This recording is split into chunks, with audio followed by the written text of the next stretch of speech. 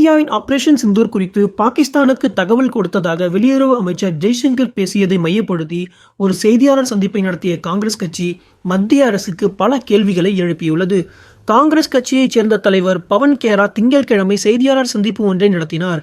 அப்போது ஜெய்சங்கரின் அறிக்கையால் பாகிஸ்தானாலும் முழு உலகத்தாலும் இந்தியா ஏளனத்திற்கு ஆளாகியுள்ளது என்று கூறினார். தாக்குதலுக்கு முன்பே பாகிஸ்தானுக்கு தகவல் கொடுத்ததாக வெளியுறவு அமைச்சர் ஜெய்சங்கர் ஊடகங்களிடம் கூறியுள்ளார்.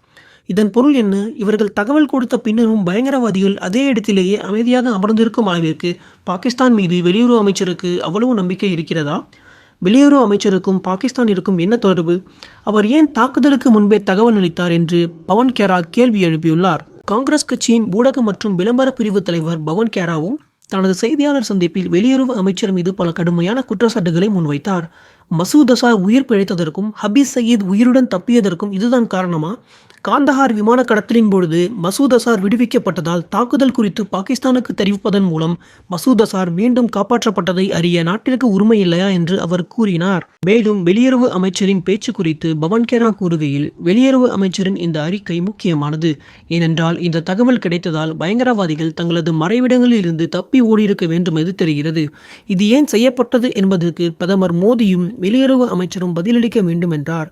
இந்த விவகாரம் குறித்து மக்களவை எதிர்க்கட்சித் தலைவர் ராகுல் காந்தி வெளியுறவு அமைச்சர் ஜெய்சங்கரிடமிருந்து ஒரு விளக்கத்தை கேட்டுள்ளார். மேலும் இது ஒரு தவறு அல்ல, ஒரு குற்றம் என்றும் உண்மையை அறிய நாட்டிற்கு உரிமை உண்டு என்றும் அவர் குற்றம் சாட்டினார். நமது தரப்பிலிருந்து தாக்குதல் நடத்தும் பொழுது பாகிஸ்தானுக்கு தகவல் கொடுத்தது மிகவும் குற்றமாகும். அரசாங்கம் இதை செய்தது என்பதை வெளியுறவுத்துறை அமைச்சர் பகிரங்கமாக ஒப்புக்கொண்டார். யார் இதை செய்ய சொன்னார்கள்? இதனால் நம்ம விமானப்படைக்கு எத்தனை விமானங்களை இழக்க நேரிட்டது என்று கேள்விகளை முன்வைத்துள்ளார் ராகுல் காந்தி.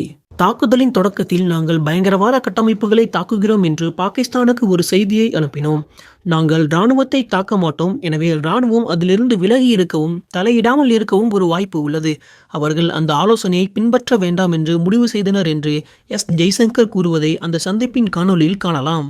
வெளியுறவு அமைச்சரின் இந்த அறிக்கையை எதிர்க்கட்சி தலைவர்கள் பகிர்ந்து அது குறித்து கேள்விகளை எழுப்பியது மட்டுமல்லாமல் பலர் தங்களது சமூக ஊடக பக்கங்களிலும் அதனை பகிர்ந்து கொண்டனர். 2025ஆம் ஆண்டு ஏப்ரல் 22ஆம் தேதி ஜம்மு காஷ்மீரின் பஹல்காமில் நடந்த பயங்கரவாத தாக்குதலில் 25 சுற்றுலா பயணிகள் உட்பட 26 பேர் கொல்லப்பட்டனர். இந்த தாக்குதலுக்கு பிறகு மே 6 மற்றும் 7ஆம் தேதிகளில் இடைப்பட்ட இரவில் பாகிஸ்தான் மற்றும் பாகிஸ்தான் நிர்வாக காஷ்மீரில் இந்தியா ஆபரேஷன் சிந்தூர் நடவடிக்கையை தொடங்கியது. இந்த நடவடிக்கையில் பயங்கரவாதிகள் மற்றும் பயங்கரவாத மறைவிடங்கள் குறிவைக்கப்பட்டன என்று இந்தியா கூறியிருந்தது. அதனையடுத்து தாக்குதலின் தொடக்கத்தில் பாகிஸ்தானுக்கு இந்தியா ஒரு செய்தியை அனுப்பியதன் மூலம் இந்தியா குறிவைக்க விரும்பியவர்கள் தங்களது மறைவிடங்களை விட்டு வெளியேறிவிட்டதாக காங்கிரஸ் தலைவர்கள் தற்பொழுது குற்றம் சாட்டுகின்றனர்.